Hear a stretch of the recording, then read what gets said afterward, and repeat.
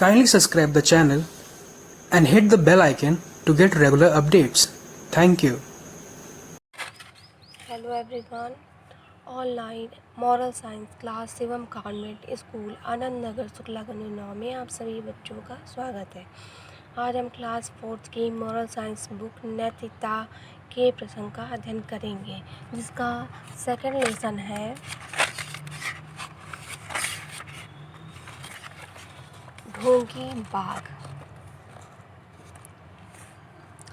एक जंगल में एक बाघ रहता था।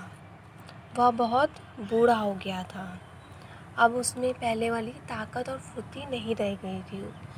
उसने सोचा, अब मैं भी शिकार नहीं कर सकता, इसलिए पेट भरने के लिए मुझे कोई उपाय करना होगा। उसने घोषणा की, अब मैं बहुत बूढ़ा हो गया हूँ, इसलिए मैं अपनी बाकी ज़िंदगी पुण्य कर्मों में लगाऊंगा। अब मैं घास और फल खाकर अपना गुजारा करूंगा और निरंतर प्रभु का नाम का स्मरण करूंगा। इसलिए जंगल के पशु पक्षियों को मुझसे डरने की अब कोई ज़रूरत नहीं। कुछ भोले भाले जानवर बाघ की चिकनी चुपड़ी बातों में आ गए। वे कहने लगे, यह कितना महान संत है, हमें चलकर इसके दर्शन करने चाहिए। इस प्रकार हर रोज़ कुछ न कुछ जानवर बाघ के दर्शन के लिए उसकी गुफा में जाने लगे। बाघ इन भोले भाले जानवरों को देखते ही उन पर टूट पड़ता और उन्हें मारकर खा जाता। इस प्रकार बूढ़ा बाघ आराम से अपना पेट भरने लगा। एक दिन एक लोमड़ी को इस बाघ के बारे में जानकारी मिली। उसने मन ही मन कहा, बाघ भला घास और फल खाकर कैसे जिंदा रह सकता है? वह तो मांस खाता है। मैं खुद जाऊंगी और सच्चाई का पता लगा कर ही रहूंगी।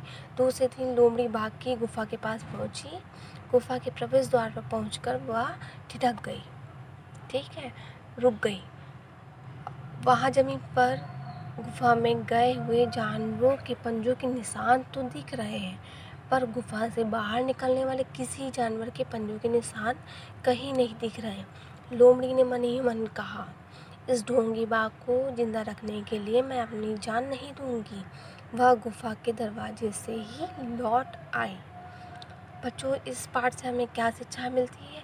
इस पाठ से हमें यह शिक्षा मिलती है कि मक्कार की चिकनी चुपड़ी बातों के चक्कर में कभी नहीं आना चाहिए। धन्यवाद।